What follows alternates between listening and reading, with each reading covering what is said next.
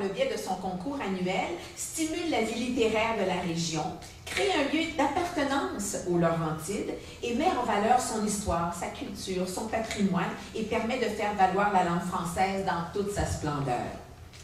Cette 11e édition, nous sommes à la 11e édition du concours des belles lettres des Laurentides, avait comme thème le plus beau voyage, d'après la chanson de Claude Gauthier, écrite en 1972. Auteur, compositeur et interprète et acteur, le mouvement Québec français des Laurentides a voulu rendre hommage à ce citoyen de notre région par le biais d'une chanson tout en émotion, reflétant notre culture, notre histoire, notre provenance. Et voici donc un message que M. Gauthier, qui en fait a représenté l'événement cette année, était comme notre porte-parole dans un certain sens, voici ce qu'il avait envie de partager avec vous. Donc le message de M. Gauthier.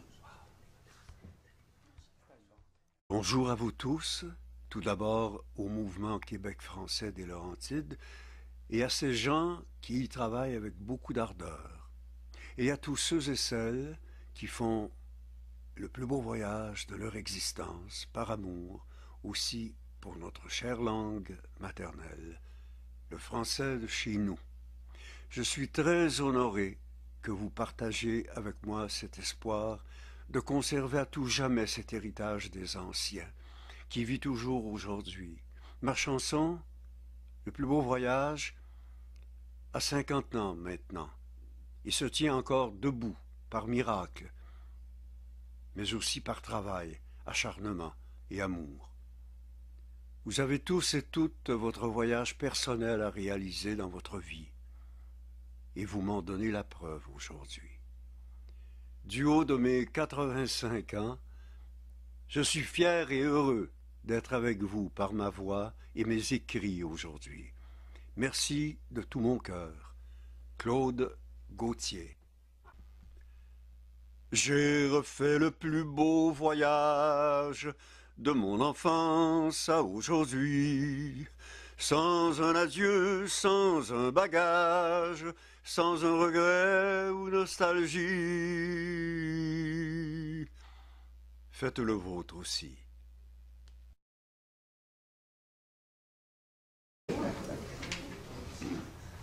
Oui, alors, nous étions 5, éparpillés sur l'ensemble du territoire des Laurentides.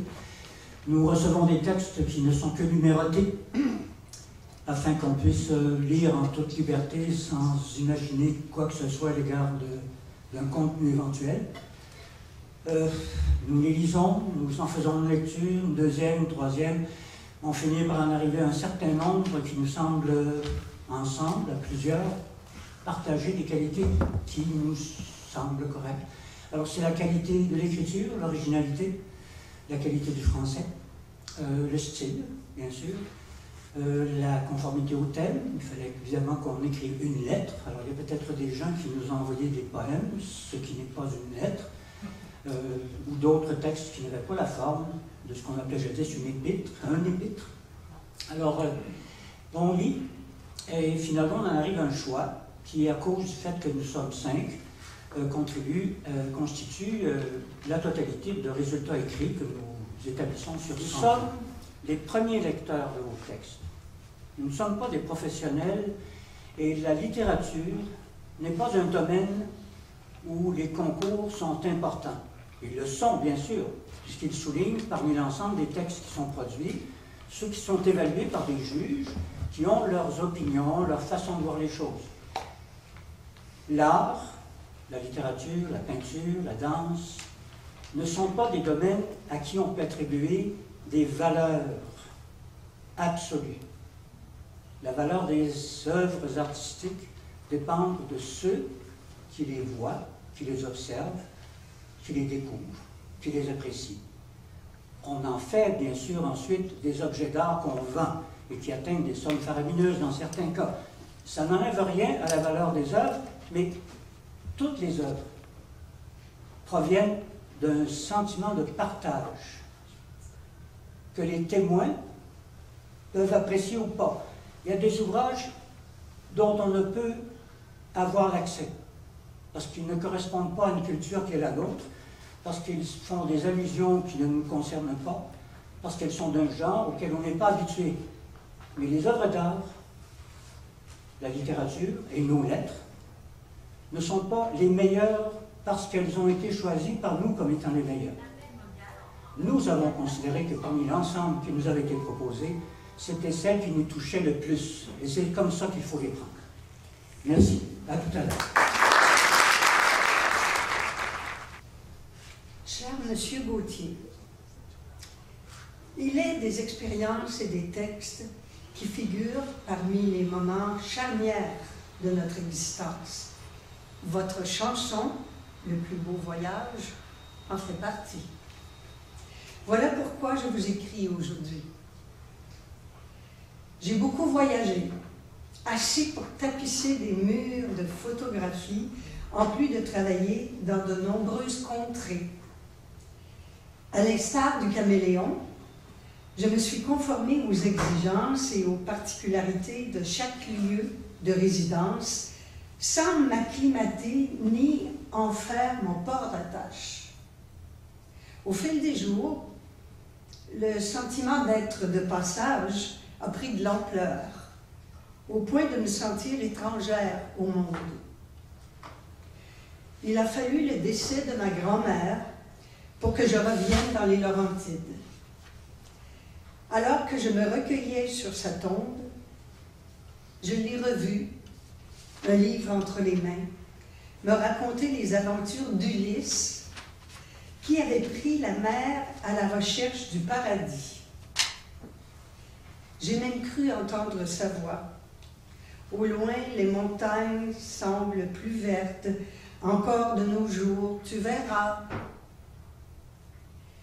Bouleversée, j'ai décidé de retourner à l'endroit où vivaient autrefois mes aïeux. Une maison en pierre des champs, dans laquelle j'avais passé de bons moments et où avaient résonné les rires et les chants pendant les fêtes.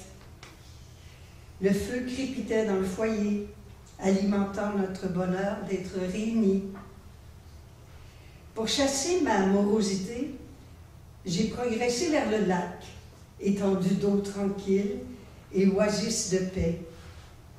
La forêt et la montagne l'entouraient avec bienveillance, tels des gardiens, et j'ai mieux respiré. Quelques minutes plus tard, je cédais à la magie des lieux. Les souvenirs ont refait surface, les baignades dans l'eau fraîche avec la chienne Gaïa, la canne à pêche que j'avais installée sur le quai, les randonnées en canot jusqu'au ruisseau, la griserie d'être éclairée par la voie lactée. J'avais tant rêvé en contemplant les ondes et je m'étais émerveillée. Sans oublier mon excitation chaque fois que revenait le grand héron après le long hiver.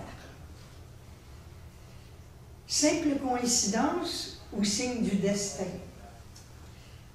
Il est apparu brusquement à l'horizon, les ailes déployées. J'ai songé alors que, comme moi, il avait beaucoup voyagé, revenant toutefois au même endroit année après année, tandis que je m'étais éparpillée. J'ai souri. Le lac avait réveillé mon cœur endormi. Puis, je me suis mise à chanter. J'ai refait le plus beau voyage de mon enfance à aujourd'hui. J'ai revu mes appartenances. Je suis de lacs et de rivières. Je suis de gibier, de poissons. Ma décision était prise. Je m'installerai dans les Laurentides, près d'un cours d'eau. Une petite maison avec un jardin que je pourrais cultiver. J'aurais aussi un chien qui m'accompagnerait dans les sentiers et qui s'arrêterait, pensif, en entendant la chouette ou le huard chanter. C'est assurément le plus beau voyage de ma vie. Un voyage qui restera à jamais gravé dans mes filières cérébrales et mon âme, car il m'a permis de retrouver mon regard d'enfant et de rentrer enfin chez moi.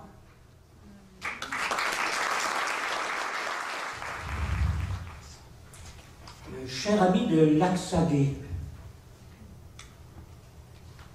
le plus beau voyage n'a ni lieu ni temps quand on le fait en compagnie d'une intelligence qui nous inspire la vie, l'amour, la mort, même en créchant dans sa nature humaine. Depuis qu'elle marche à mes côtés, je jouis de mes appartenances. Pour te dire en peu de mots, chemin faisant, elle bride mes passions pour en tirer les meilleurs avantages et conserver un incroyable équilibre.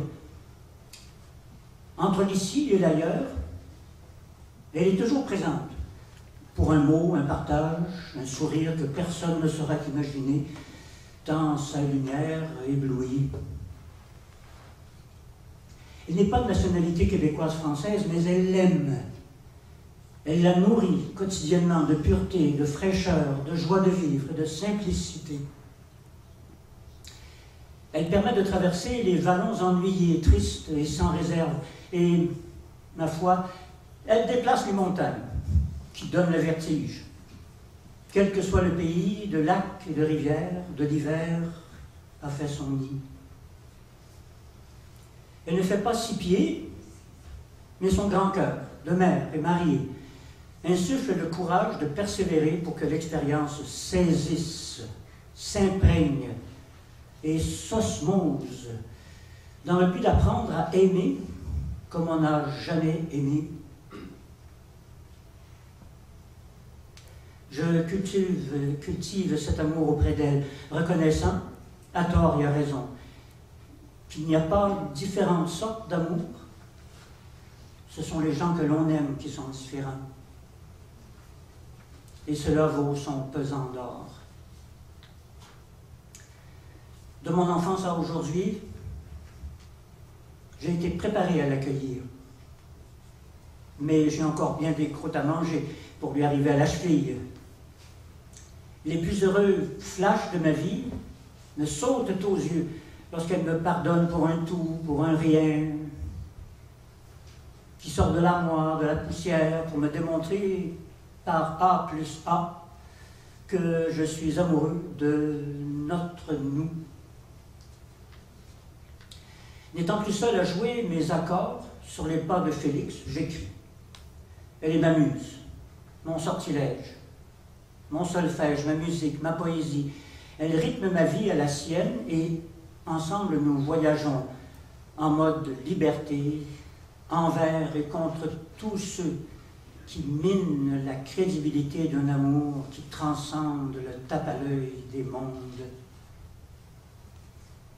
Quand je m'éloigne de l'itinéraire, elle me regarde droit dans les yeux, afin d'éviter que les loups ne se jettent sur moi dans leur famine. Elle m'apprivoise à nouveau, encore et encore, pour me ramener de mon état sauvage à la dignité de la providence.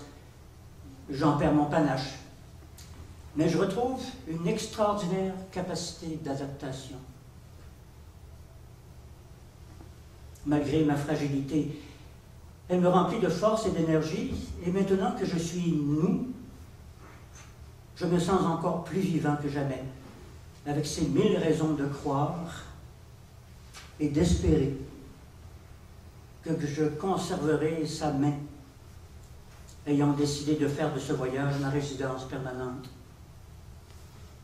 À son image, sans commencement ni fin, sans risque ni péril, je bâtis ma délivrance en la suivant de près sur le chemin des alliances.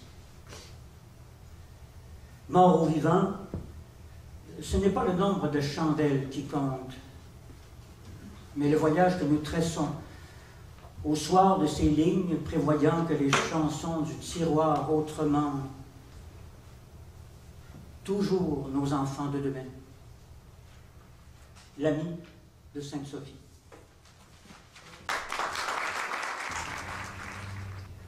Théo, mon amour, mon ami.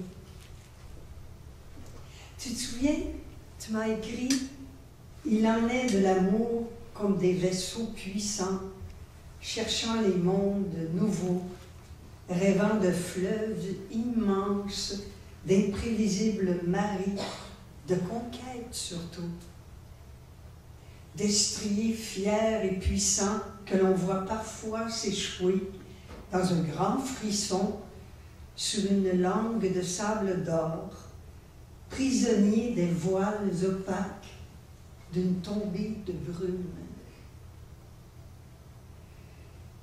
C'est dans cette lettre que tu m'as demandé, je m'en rappelle, c'était la nuit de la Saint-Jean, de quitter Montréal pour transporter mes rêves et ma vie à ton camp de Maniwaki.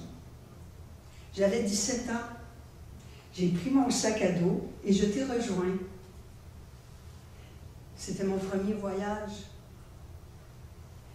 Enserré dans ces forêts, j'ai appris la langue des arbres dans le craquement des troncs, le fracas des panaches des orignaux se heurtant aux érables et leur course faisant trembler la terre. J'ai entendu le miaulement du chat sauvage devant notre porte. Nous faisions la sieste dans le hamac, sous les 2 bouleaux plantés par ton grand-père, dans les odeurs entêtantes d'humus et de résine de l'été trop court. Bien trop vite, les outades sont devenues agitées, se préparant pour leur départ vers le sud. Un soir, la nature a fait silence. Devenue sauvage, elle retenait son souffle et coupait le mien. Les arbres nus, rigides sous le froid qui commençait à mordre, ont vu le ciel s'obscurcir. Les renards rôdaient et le souffle puissant de l'ours cherchant de la nourriture rythmait les heures. La dernière outade est partie le 22 novembre sans que l'on puisse la retenir. Je t'aimais de plus en plus fort, d'un amour prenant. Moi, la fille de la ville, j'ai connu l'hiver, le vrai, un cocon de blanc pur, trompeur. Les flocons de neige piquaient nos joues, telles des pointes de diamants tombées du ciel bleu saphir. Tout autour, la garde rapprochée des sapins veillait sur nous en silence. Et le bruit étonnant de nos pas sur la neige craquante résonnait dans l'air glacé. J'aimais ce froid qui nous poussait près du poêle brûlant et de notre lit. Et puis doucement, à petits pas timides, le printemps s'est avancé, les mains derrière le dos. Le ruisseau s'est transformé en rivière enragée, chassant la glace et la neige sur les roches. L'air se faisait immense chaque fois que tu prenais mon visage entre tes mitaines de laine pour m'embrasser. Les outardes sont revenues par centaines et leurs cris perçaient le jour et la nuit dans un ciel de fête.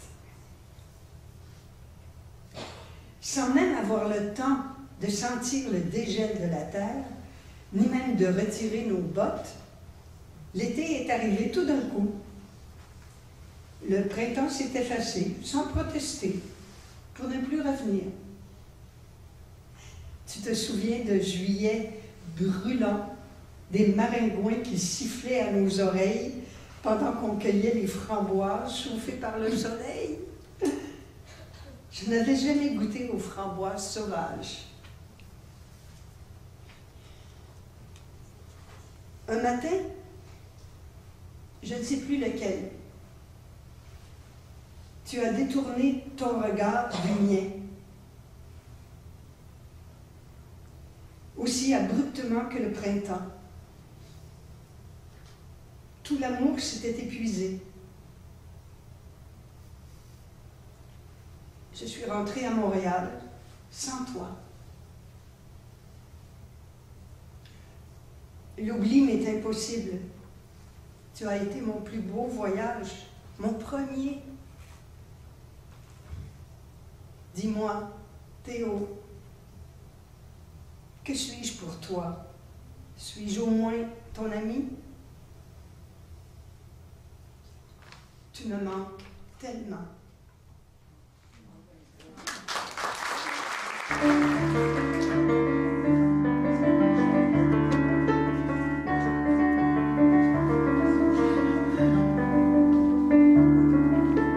J'ai fait le plus beau voyage de mon enfance à aujourd'hui, sans un adieu, sans un bagage, sans un regret ou nostalgie. J'ai revu mes appartenances, mes 33 ans et la vie. Et c'est de toutes ces partances le plus heureux flash de ma vie. Je suis de lacs et de rivières,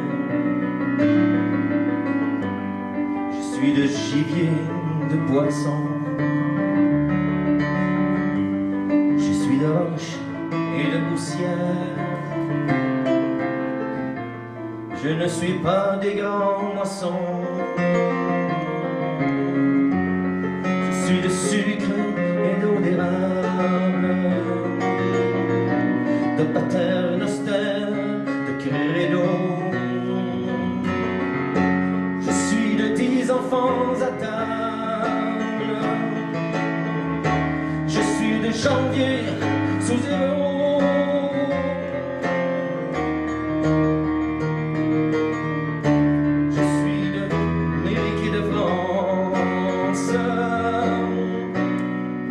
De chômage et d'exil,